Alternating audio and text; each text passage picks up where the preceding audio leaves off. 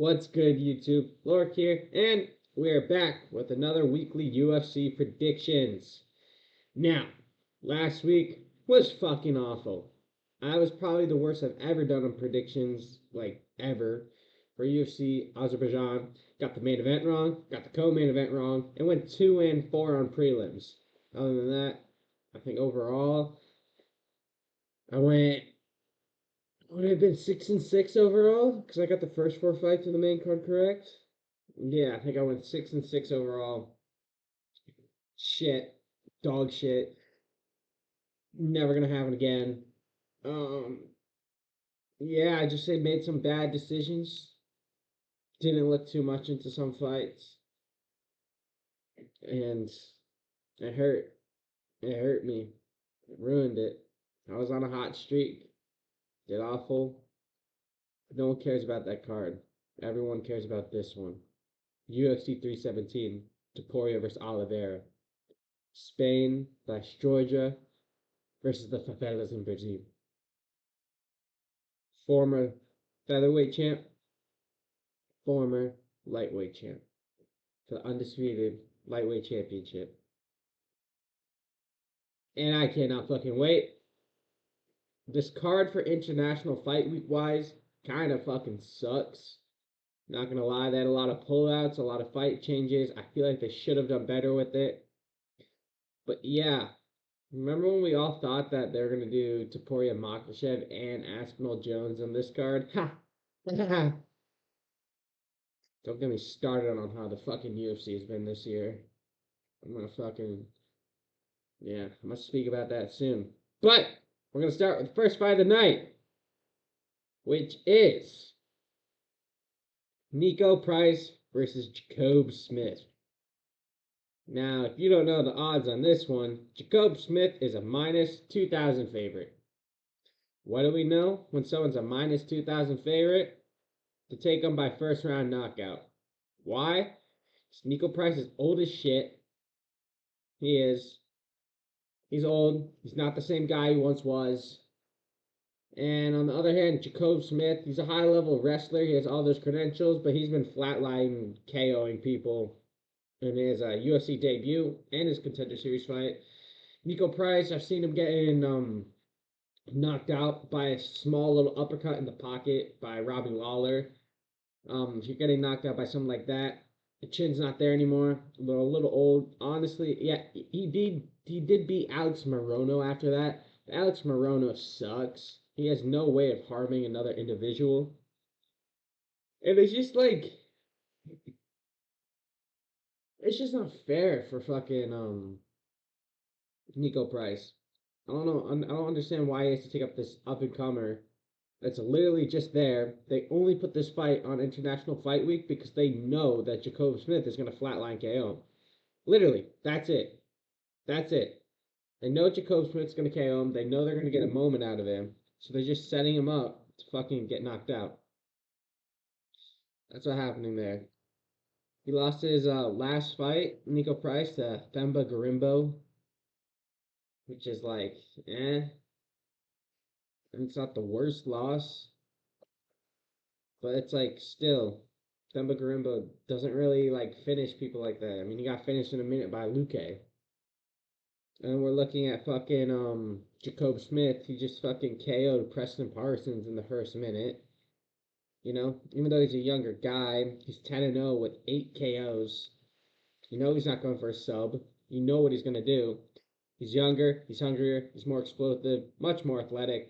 Jacob Smith, round 1, KO. Probably still going to be like minus 400 even if you take it. But yeah. Pretty easy one to guess. Next one. Jonathan Diniz versus Alvin Hines. Now, Alvin Hines is making his debut, taking the fight on short notice. Jonathan Diniz was supposed to fight Justin Tafa. They were actually supposed to be on the main card, which is absolutely disgusting. That was fucking awful. But now, Alvin Hines is stepping in on short notice to fight Jonathan Diniz, and I'm taking Jonathan Diniz by knockout. Looked into Alvin Hines' he has some submission wins, so he has submission ability. I don't know about his grappling too much. I haven't really seen him fight, to be honest with you. But with that being said, the guys he's fighting, other than his first fight, which he fought a 6-1 guy, well, who's now 6-2 overall. He's fought all guys making their professional debut or already have like they're like 0-2 already. So like the guys he's fighting are just not on UFC level, and he only started his professional career back in 2023. While Jonathan Diniz, on the other hand, was like a glory kickboxer before. We've seen it a lot with like Alex Pereira and Jacoby Smith. No, just Dustin Jacoby. Justin Jacoby. He also did it. And it's like we're looking into this. Alvin Hines is taking this fight on short notice. Jonathan Diniz has been preparing for a fight. If this is a stand-up fight, it's going to be clear Jonathan Diniz. He has very good stand-up. Obviously, he struggles with takedowns and all that. We saw what Tybura did to him. Now, Tybura is just like he's a plotter. He's a marauder. You know, you got to be like once you can beat someone like a Tybura, then that's when you know that you're top level at heavyweight, which is kind of sad, but that's just a harsh truth. If you can beat Tybura, you're going to be top five and probably fighting for a belt. Alvin Hines, on the other hand, debut short notice. I'm going to take Jonathan Diniz by rounds 2-3 KO. I think, unless Alvin Hines shocks me, because I do see that he has 3 submission wins. Like, if this dude's like a good grappler, and like Jonathan Diniz hasn't worked on his grappling whatsoever, and he somehow fucking just grapples him and fucking gets it done. Hey, fuck it. But I think they had Jonathan Diniz on the main card for a reason. I think the UFC thinks that he's going to get a knockout or get knocked out by a Tafa. That's why they wanted to do it. They want to see these moments like that. I'm taking Jonathan Diniz by KO. By KO. He's been training for a fight. This fight's been booked for a while. I think it was the first fight actually announced for UFC 317 was Jonathan Diniz versus Tafa. So yeah, take Jonathan Diniz here to beat Alvin Hines. Short notice taking the fight.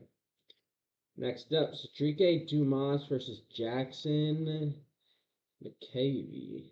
Okay. Let's see what this guy's all about. 6-0, 6 finishes. Fought in LAF. I think his debut. He did just fight this past month. He fought on June 13th. He fought June 13th. And he won by a 1-minute KO. Okay, some submission ability. Okay. You know what? What the fuck are the odds for this fight? I can't see them. Because it literally just got announced. I don't know what the odds are for this fight. I will say one thing. Rodrigues Dumas cannot fight. This dude's fucking awful. The dude sucks. The dude sucks. I'll be honest with you. Versus Mikel Olazechek, he literally just curled up to the ball and literally just took punishment. Versus Dennis Tululin, he won, but Tululin's fucking awful. You guys have to know that. Tululin's fucking sucks. The dude was like 10-10 in the UFC. Before that, got knocked out by Ruzi Boyev, makes sense. Before that, he beat Abu Azatar, probably mid. Cody Brundage, which we know with Brundage, like, I think Brundage has gotten better since that, but Brundage still not good. He got submitted by Josh Friend, who sucks, who's 11-6. Yeah. Like he has UFC caliber wins, is one thing I will say. But I just don't think he's good. I don't think he's taking his career as like how he should be. He should be trying to dial in more and try to get better and all that. But as I've seen in his fights, he literally makes no improvement. He looks slow on the feet. And even though this guy's unproven and taking the fight on short notice, I just don't know if I could pick Rodrigues Dumas as a fucking to win after his last fight versus fucking Olazechek. I'll be honest with you.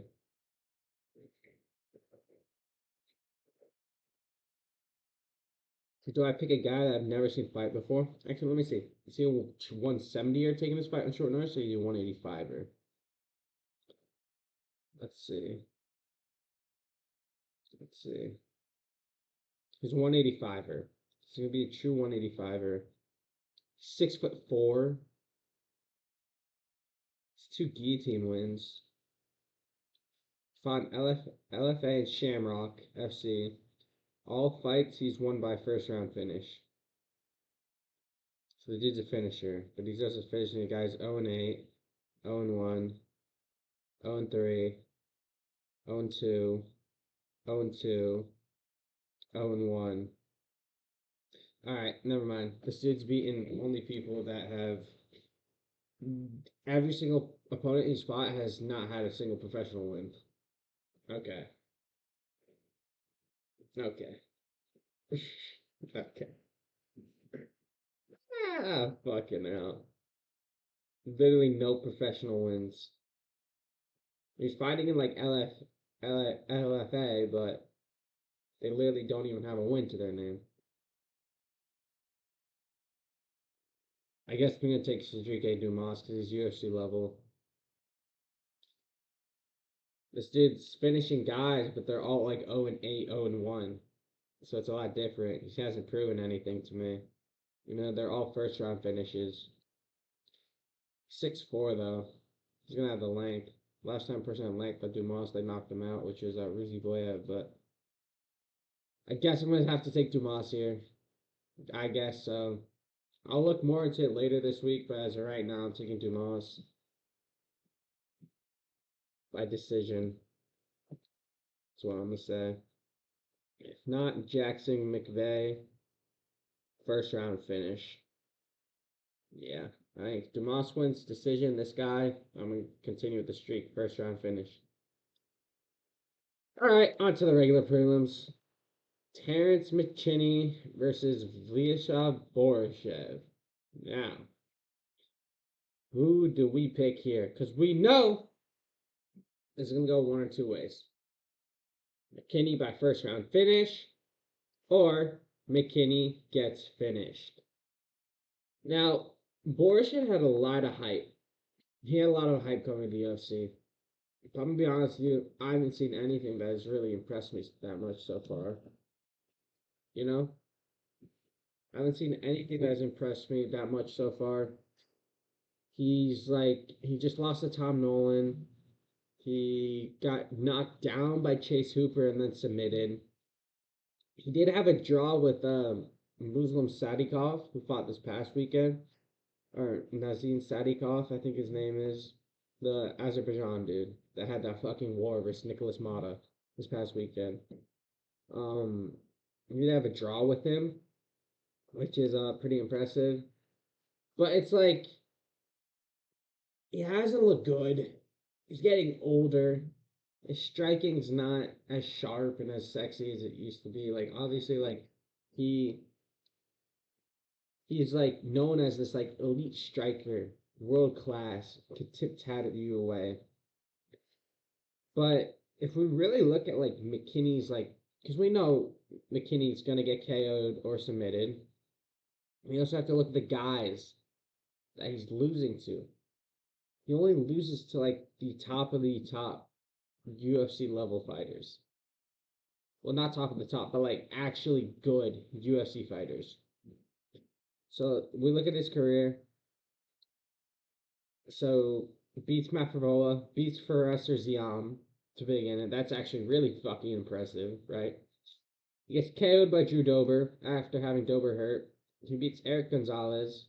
Then he loses by KO flying knee to Ishmael Bonfim, right? So whatever. We know I think Ishmael is fighting Wonder Boy now. So we know he's good. He lost to Nazim Sadikov by submission, who is really fucking good now that we now know. He beat Mike Breeden, sucks. Brendan Morote, sucks. And he loses by head kick to Esteban Rivovic, who we know is really fucking good also. And he beats Damir Hazikov, or whatever, Hazovic, who sucks. So it comes down to, is Borshchev better than the guys that he's beaten? Yes, I think Borshchev is better than those guys that McKinney usually beats. But I have seen Borshchev get like fucking overpressured, you know? And when he gets overpressured, he kind of like I don't want to say like folds up, but he kind of like covers up. Doesn't look the best. No, I hate a split decision win versus James Line talk. I hate that. I hate it. It's ugly. He just lost to Tom Nolan by clear decision. I think I put money on Borshchev that fight. He's not happy. And I see his draw versus Sadikov. It really comes to what Borshchev is going to show up. What Borshchev is going to show up. He's 33. Honestly, if he loses this fight, he's probably cut from the UFC. This is a winnable fight for both of them. I can look stupid by this. Oh, fucking hell. Does Borshchev have the power to knock out McKinney? Does he have the power and slickness to knock out McKinney? I think so. I think so. McKinney's not fighting for his UFC career on the line. I think that even if he does lose this, he'll still be here. But I think if Borshchev loses this, he will be cut. He's put on some very entertaining fights, Borshchev. It's just like McKinney can chin him too. That's the thing. McKinney wins its first round finish. We all know how it works.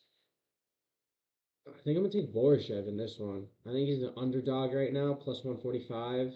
I'm gonna take Borshchev. I think so. I'm gonna take Borshchev by rounds 1 or 2 KO. He's pretty slick on the feet. If he lands something nice, he will put McKinney down and out. And I do think that he's better than the competition that McKinney usually beats. Other than the beginning career with him beating Ziam and fucking Frivola like that. But I do think Borshchev has the talent to beat him. So yeah, I'm taking Borshchev as an underdog in that one. Next up, Vivian Araujo versus Tracy Cortez. Now, I'm going to take Cortez. Why? Because she's just like, it's just more attractive, you know? So you have to do with WMMA. No, Vivian Araujo is fucking 38. She's 38. I don't know what to tell you. She's 38. Now, the people that she loses to are pretty good. The last 3 losses are against Natalie Silva, Amanda Ribas, and Alexa Grasso. She just beat Katarina Silva. Oh, is that the fucking... Oh my god, this is the chick that fought on the fucking main card, the fucking 309. Oh my god, I remember that shit. That was so ugly. I saw that shit live. Oh my god, you had that one chick that, like, kind of looked like a lesbian that was just, like, literally was, like, pulling guard. Oh, that was ugly. Yeah, that's ugly. I'm gonna take Tracy Cortez though. I think so. She lost to Rose in her last fight, but Rose is like top 5 in their fucking division. She took on short notice too. You know, she beat Jasmine Judavicius, which is a really good win. Now looking at it, because after losing to Cortez, she's gone on a 5-fight win streak. Just submitted at Jessica Andrade. So now she's ranked higher than Tracy. If Tracy can beat her, why can't Tracy beat someone like Vivian Araujo? So yeah, give me Tracy by decision. You know how WMMA works. I think she's gonna be able to take her down, get more control time. And yeah, I'm gonna take Cortez. I think because she has a name too. UFC rather see her win. That's why even though she just lost to fucking Rose, she's still getting a higher ranked opponent because the UFC wants to see her win and ranked higher so they can promote her more because she's one of the more known women's fighters. So yeah, give me Tracy Cortez by decision. Next up, Hyder Amil versus Jose Delgado. This is a fucking banger. And I know bangers, alright? Hyder Amil, if you've never seen this dude fight, it is some of the most entertaining shit ever. I will tell you that right now. What he does is he will walk forward and just throw fucking punches at you nonstop. He walks forward and just throws. He scraps. He does not give a fuck what's coming back at him. Right? Undefeated. Just was a big underdog versus William Gomez. Just beat him easily. Well, not easily. It was a split decision. I thought he clearly won, though. The thing is, Jose Delgado is fucking good. All right, he's 9-1, all 9 wins coming by finish, 5 by knockout. His only loss ever was by decision. He got a KO on the Contender Series, and then he KO'd Connor Matthews, which Connor Matthews sucks. We all know that.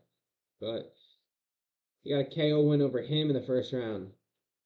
He has the Heidi Mills 35. Because the guy's 27. It's just like, is he going to be able to put away Hyder Amil? Just look at Hyder Amil's chin. He has a fucking nice ass chin. Hyder Amil, I don't know if anyone saw that fight with that person got like a 40 punch fucking up against the cage TKO win. That was Hyder Amil. That was Hyder Amil. Right? Yeah, versus Ji Young Lee or some shit. Yeah. Yeah, that was his name. He was the one that did that. I think Hyder Amil's good. I think he's underrated. It's just that Jose Delgado has pop. I think he's going to be more technical, more slicker than him. Do I want to take? He's going to have the height. He's going to have the reach. Ooh, fuck. This is a tough one to pick, too. This is a tough one to pick. My God. What do I want to fucking take here? I don't want to take. This is a 50-50 fight. And it's a 50-50 fight. I always take the slight underdog.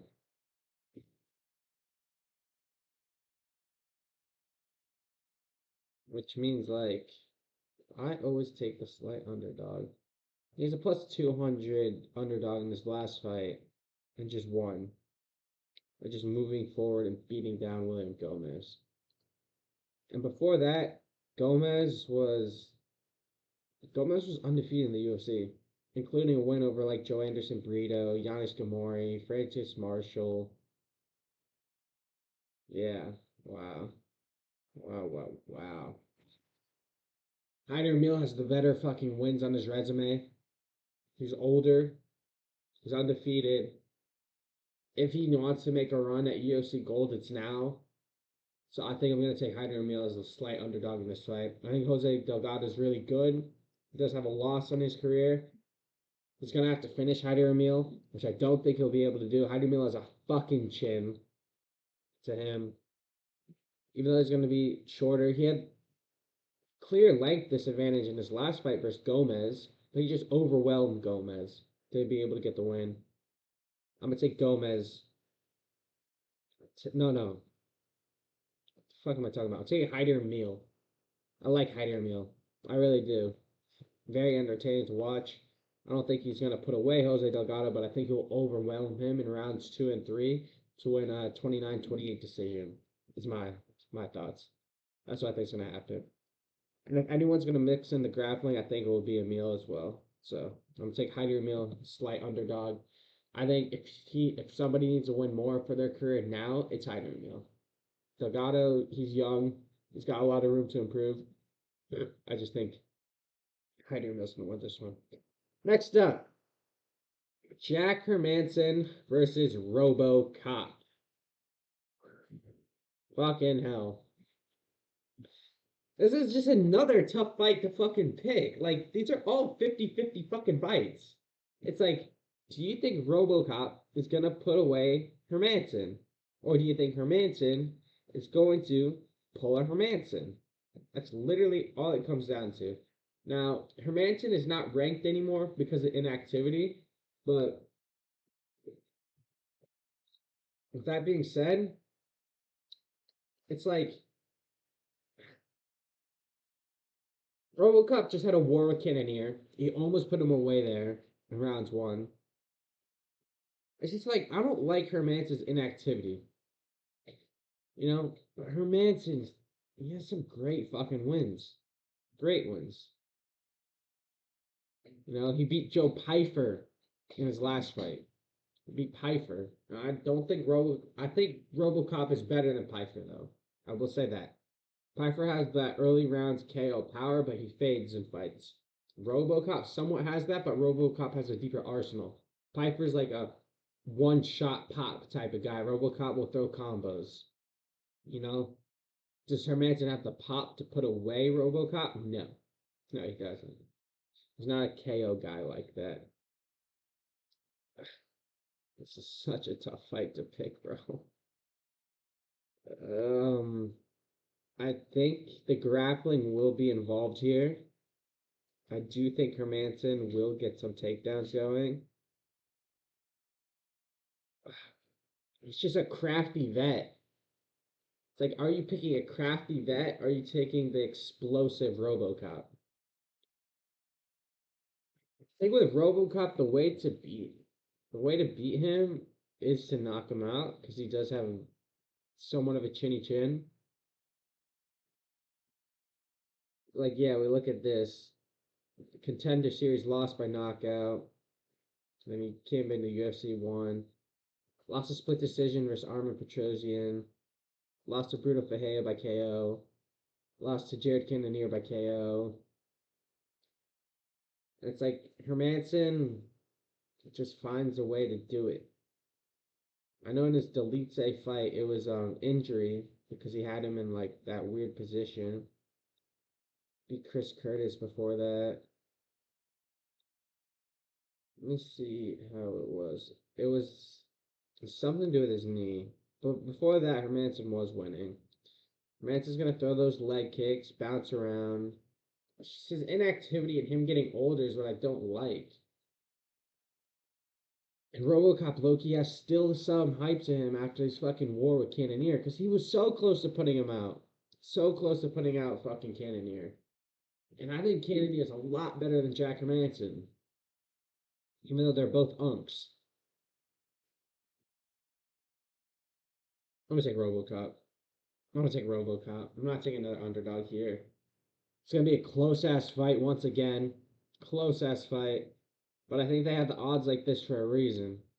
I think they have the odds like this for a reason. I think RoboCop will find it. I think RoboCop by KO. Round two. Round two RoboCop KO. I like the length on RoboCop here too. He's gonna have no Hermansson has the reach advantage. Wow. Hermansson's built really weird, by the way. He's gonna have the height advantage though. RoboCop's gonna have clear power advantage. Look how weird he is. He has a long ass leg reach, but he's shorter. He has 3.5 inches in leg reach. He's shorter and he has a longer arm reach. It's just a weird build. I'm gonna take RoboCop, but I'm not super confident in it. I'm not. I'm gonna take RoboCop round 2 KO. That's what I'm gonna take though. RoboCop round 2 KO. I think he's just gonna find the shot. I think it's gonna be a very competitive fight though. I will say that. Now to the main card. Peyton Talbott versus Felipe Lima. Give me Felipe Lima. Give me Felipe Lima. Talbot, I'm not taking some dude that's getting piped down by, is it Frank Ocean? Yeah. I'm not taking dude that's getting piped by Frank Ocean. Sorry. Sorry, not sorry. Talbot, you know, a very good striker, but you got fraud checked by Ronnie Barcelos. You know, Barcelos is the crafty vet, you know, that always has a chance. And we saw Barcelos in his last fight. He just beat Garbrandt. You know, he has something against these guys who think that they're super slick on the feet, but he's able to take advantage of them and win. So, yeah. And I think Felipe Lima has much better grappling than Ronnie Barcelos. I think he does. Felipe Lima taking a short notice fight. This is short notice also. What y'all know about short notice Felipe Lima? He took a fight versus Mohamed Naimov, short notice, and subbed him. He looked great. It was a great performance by him.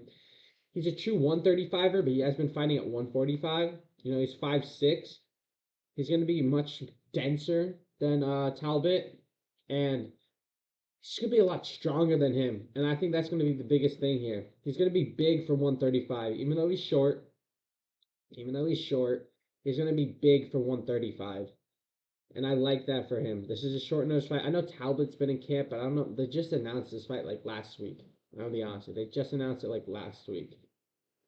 But With Talbot, yes, he's super calm and collected on the feet, and I think if he does win this fight, it will be on the feet. But I got Felipe Lima by around.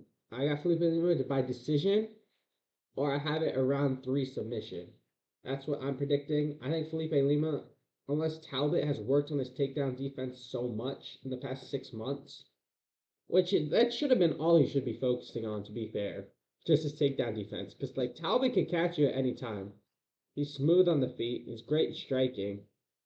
But Lima's better than anyone Talbot has fought. Lima's better than Barcelos. Lima's better than Cameron Saman. So it's like, yeah, unless I think Lima's just gonna be able to take him down, and I think he's gonna be more physical and stronger than him to just keep him there. Like Talbot, when he was on his back versus Barcelos, didn't look good. Didn't look good. No. No. I think Felipe Lima will be able to take him down. Might be worrying on the feet for a little bit, but Lima does have decent striking. It could be a little worrying on the feet to begin with. You know, Talbot might be looking good, but I think once Lima gets his takedowns going, I think we'll see a clear grappling advantage by Lima. Clear, clear. And I think he's going to be just too like strong for Talbot. If Talbot's struggling getting up from Barcelos, what's going to make him think that he's going to be able to get up when Felipe Lima takes him down? I'm going to take Lima by decision around 3 rear naked choke. My prediction for that. All right, next fight. Ugh, fucking hell! I did not want to fucking. I'm gonna be flipping back and forth all week about this fucking fight, all fucking week about this fight. I'm flipping back and forth by it. There's a reason why the odds are like this. It's such an evenly matched fight. Brandon Royval, Josh Van. Brandon Royval, Josh Van. Whatever I say in this video is what I'm going to stick to, no matter what.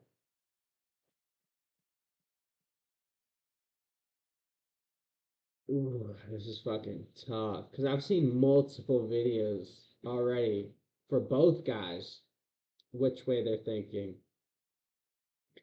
It's like Van is this power counter puncher that catches you lacking. His boxing, his striking, it's so good. It's so good.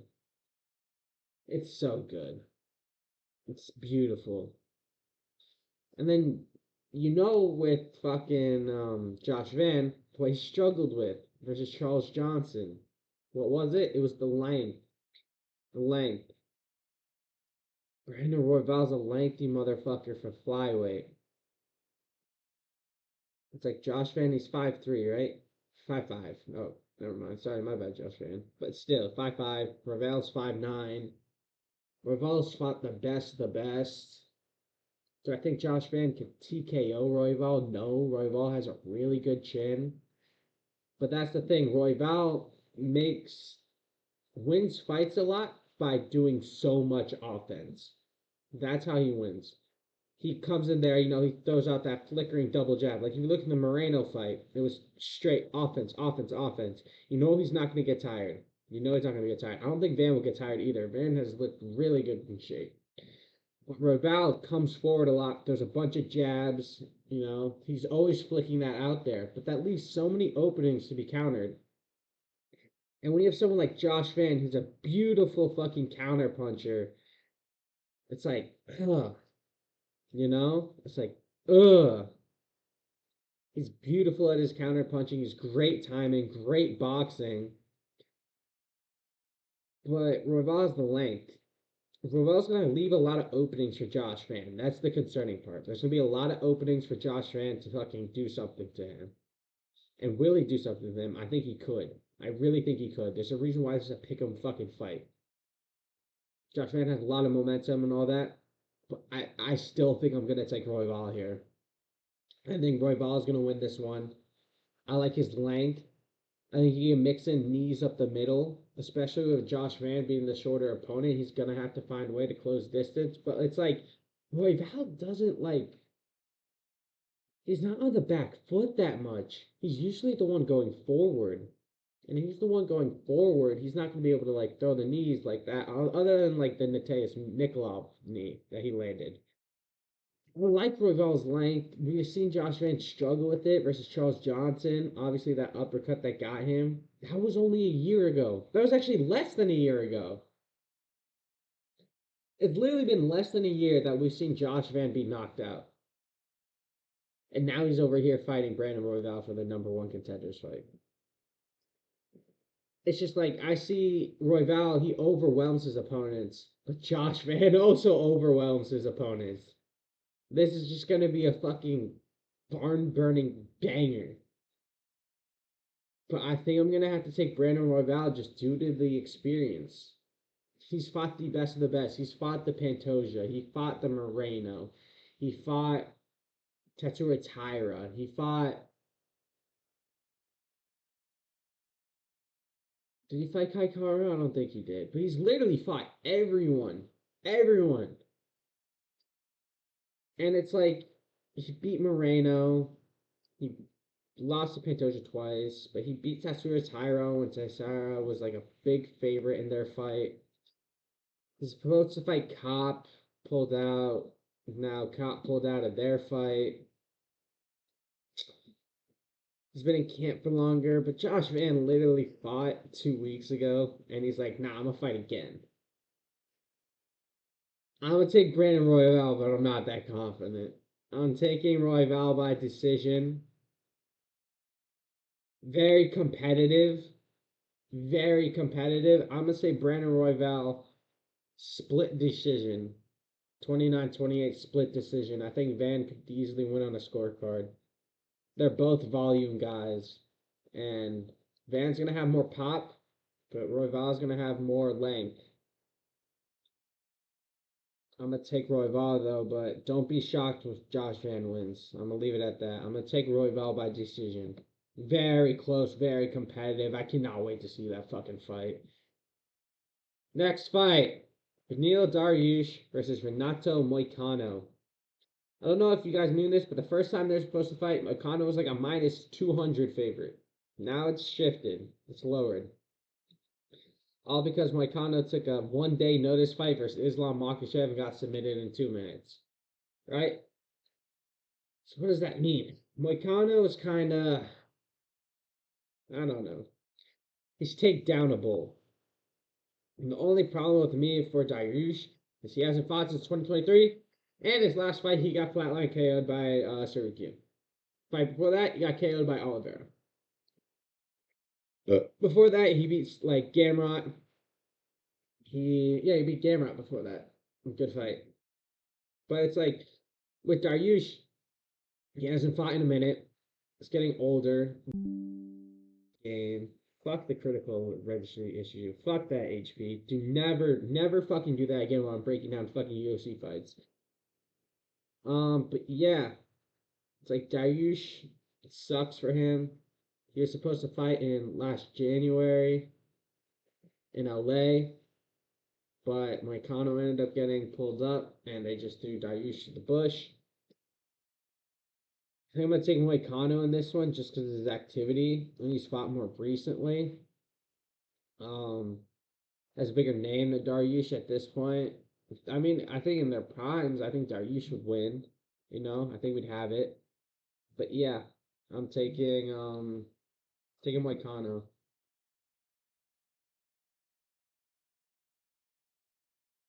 Moicano by decision, by the way. By decision. I don't think he submits Dariush. Maybe ground and pound TKO. It depends how washed Dariush is. If Dariush isn't that washed anymore, and we just find out that his losses to Oliveira and Sarukian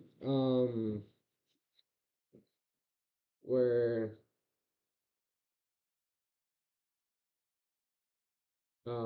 just cause.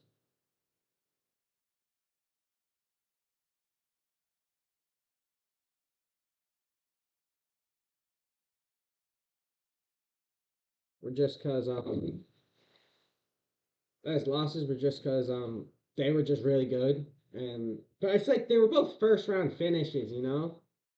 And the Oliveira fight is somewhat like he somewhat had moments, but in Sarukian fight he literally just got knocked out like immediately. And we know like Sarukian isn't the biggest knockout on the feet guy. So yeah. I take Moicano by decision. Moicano by decision. Alright. On to the co-main event. Pantoja versus Kai Kara France. Does Kai Kara France deserve this title shot? No. No. He beat Urseg. But I guess before that he did get robbed versus Albazi. I guess.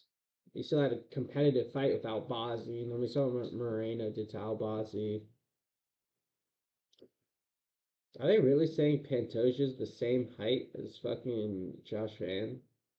Oh, okay. Alright. They fought before in Tough. Pantoja won by submission.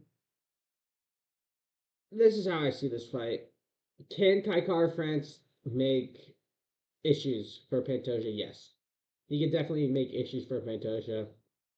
Great takedown defense, great power on the feet. I just leave it at this. Pantoja's fought everyone at flyweight. Literally everyone. He's only been hurt once, and it was by fucking Figgy. And Figgy at 125 had insane power, and we've seen his power translate up to 135. And it's like Kai Kara, yeah, he has good power. But like, is he and he has really good takedown defense. So it's like, oh, those are two really good key things to set you up, but it's like, is it enough to beat Pantoja? No, I don't think it is. I think Pantoja is a killer flyweight. Reason why he's the champ. Reason why he's been the champ for a minute now after he beat Moreno back in 2023. No one's talking about it enough. He's literally beaten Moreno. He's beaten Moreno 3 times. Beaten Moreno 3 times. He's beaten Royval twice. He's beaten Kai Kara France already. Can Kai Kara France? Yes, he can fucking oppose a threat. Maybe he'll catch him at some point. Who knows? I just don't see Pantoja's chin just going away. I think Pantoja's there for a reason. Kai Kara France, he didn't really prove that much in his last fight, other than he still has really good power. It was versus Urseg. We've seen Urseg. Like, Urseg had a really competitive fight with Pantoja, but I think just styles make matchups, Styles make matchups. If it stays on the feet, Kai Kara France could easily win, but it's not going to. I think Pantoja's going to take his back at some point, and I think Pantoja's going to win by round 3 submission. I really think that. Like, if that flying knee by Asakura can't knock out fucking Pantoja, what makes you think that anything Kai Kara France is going to throw at him is going to be able to knock him out? I really don't think that. I actually just don't think Kai Kara is deserving of this title shot. I really don't. I really don't. I really don't. I think it's a clear Pantoja win here. I think it's a clear Pantoja sub win. That's what I'm thinking. I think it's a clear Pantoja submission win. Like clear. Clear. Pantoja sub win. I just don't know what Kakura could do. Other than KO. This literally his only chance. It's by KO. I also just don't like the fact that he had a competitive fight with Amir Albazi. I don't. Albazi looked like dog shit in this last fight. You know? Albazi just didn't look good. I don't fuck with that. Do not fuck with that at all. Yeah, he lost to Albazi, lost to Moreno after beating. Yeah, he's on a 2-fight losing streak, and then he beat fucking Urseg and just gets a title shot. No, I do like his one versus Askarov or whatever the fuck his name is. That dude ended up getting cut by the UFC. That's fucking hilarious. That dude actually has a win over Pantoja. Yeah, But no, I don't like Kakar. He also got submitted by Royval. He's been submitted multiple times in his career. I think it's gonna be Pantoja sub. Pantoja sub round 3. Yeah, not really much to say there. I think it's a clear Pantoja win. I mean, he could catch him. Who knows? All right, to the main event. The fight everybody fucking cares about. Ilia Topuria versus Charles Oliveira. Now, there's one thing I figured out in my life watching UFC the past couple of years is to whatever Ilia Topuria says is going to happen. Unfortunately. Um unfortunately, it sucks. He's going to knock out your fan favorite. He's going to do it in brutal fashion. Whatever Topuria says is going to happen, and he's saying he's going to KO Oliveira in rounds 1 or 2, and it's probably going to happen. To be honest with you, Oliveira, he looked good in the first 4 rounds versus Chandler, but it's the fact that he got caught versus Chandler and put away. No, almost in round 5, got caught by Chandler and almost put away. And it's like, yeah, he had a good performance versus Chandler, but look at Patty's performance versus Chandler. Like,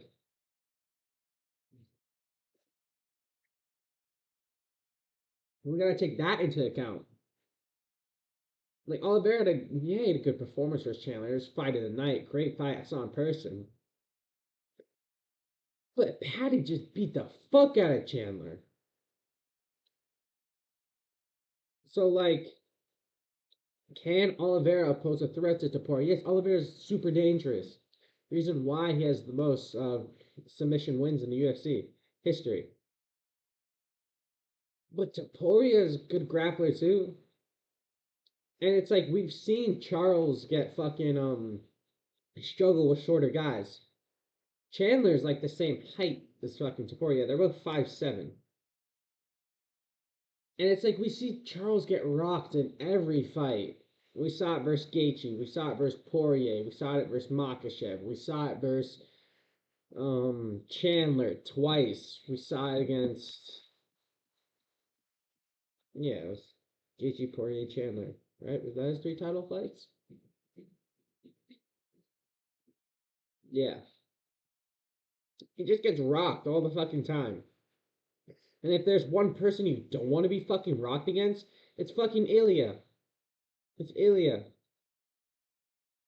You can't. He's gonna fucking put you away. This dude has insane power for no reason. It's the way he's able to generate power. It's to a whole nother level of everyone else. He put away Max fucking Holloway. He put away Max Holloway. Think about that. Max Holloway. Never been KO'd. Known as the guy with the granite chin. Hurt him and then put him away brutally. Brutally. He submitted Bryce Mitchell, which is impressive, but Gene Silva just did that. He brutalized Josh Emmett. 50-43 to him. I think there was a scorecard of 50-42 in that fight. He then KO'd Volk. And Volk was looking sharp. And we know Volk's still really good. We all know Volk's still really good. He's the champ now for a reason. He just beat Diego Lopez. Ilia was able to close distance and find his chin. Ilia just finds a way. And Oliveira's chin is not the best. It's not the best. I think he's gonna get caught and caught early. I think Topuria's gonna put him away with a fucking mean like overhand right or the fucking hook or some shit. Now it does like Oliveira can be a threat with the crane kicks, that front kick that he throws, that knee could be a problem for Topuria because Topuria likes to duck down, he's moving around like that. He does all that shit. But it's like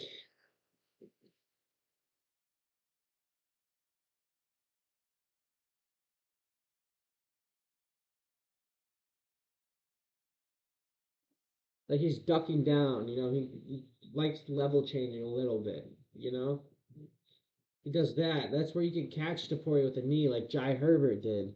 Jai Herbert was able to use his length for Topuria, but Jai Herbert's also okay. He sucks. Fuck him anyway. Um, I just don't think Charles could submit Ilia. Can he knock him out? Maybe. I don't know if maybe Charles likes a head kick. He did it versus Dariush. Doesn't throw him that much. Charles is going to be going forward. Ilia goes forward too. I could see this being an ugly, ugly, ugly finish. Pretty early. Like I could see a round one KO. I'm not even joking. I could see that. I legitimately could see that. Yeah, I'm talking like a brutal flatline KO. Also, I'm not talking like it's a slight TKO. No, I'm like talking about like Charles would be hurt like fucking atrociously bad, and like it's gonna be fucking awful to watch. Like I'm talking like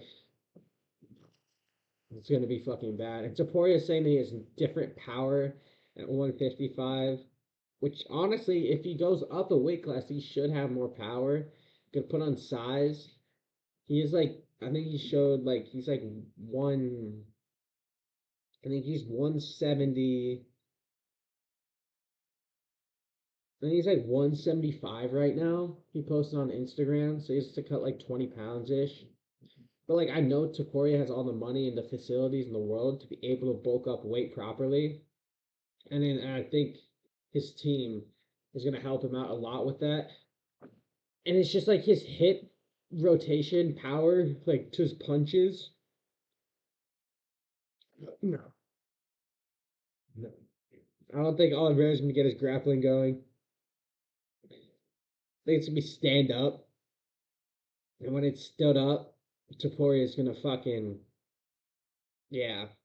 I don't even want to say it, but I think Topuria is gonna find the chin of Oliveira. And we're gonna see him unconscious, just like we saw Volk unconscious, just like we saw Holloway unconscious. And yeah, I just want to see Topuria versus Makhachev.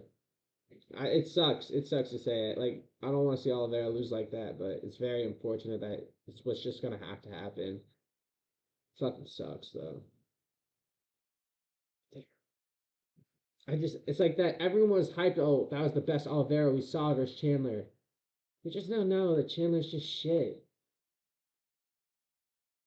And still in round five, Oliveira almost got fucking finished. It's just so scary. Before that, he had that back and forth fight with fucking Sarukian, which was entertaining. Still, Sarukian was outstriking him on the feet. Topuria is so much of a better striker than Sarukian. And Sarukian's only like 5'8". Sarukian is a lot more physical than Oliveira, though.